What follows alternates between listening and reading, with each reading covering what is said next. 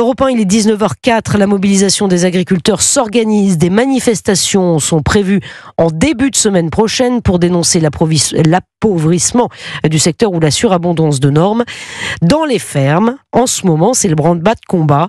À moins de 72 heures du début des premiers rassemblements. Reportage de notre correspondant en Occitanie, Alexis Bourdon. Dans cette exploitation céréalière du Gers, la machine à trier les grains tourne à plein régime. 3 générations d'agriculteurs travaillent près de 600 hectares avec un objectif: finir au plus vite les travaux pour sortir manifester. Laurent, le père qui n'est pas un habitué des rassemblements, pourrait rejoindre un cortège. Moi, je suis vraiment en colère. Les politiques ne nous écoutent même pas. Ils nous prennent pour des imbéciles. On fait nourrir la planète et on vend quoi? Notre matière première, on la vend au prix de quoi? De que dalle, rien du tout. Moi je dis c'est une honte.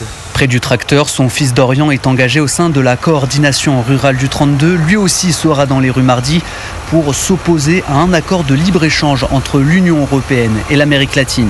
Quand on va dans n'importe quel supermarché, les produits d'ailleurs, ils sont vendus à des prix rabais, sauf que le consommateur français il regarde généralement le prix. Donc au bout d'un moment, en concurrence déloyale, le Mercosur, c'est peut-être pas une bonne chose qu'il soit signé avec toutes les importations qui sont annoncées. Déterminés, les agriculteurs préviennent, ces manifestations pourraient être le début de plusieurs mois de mobilisation. Castelnau-sur-Lovignon, Alexis Bourdon, Europe 1. Les agriculteurs se mobilisent donc dès lundi. Mercredi, la SNCF entre dans la danse. Grève prévue jusqu'à vendredi 8h du matin pour dénoncer le démantèlement du fret.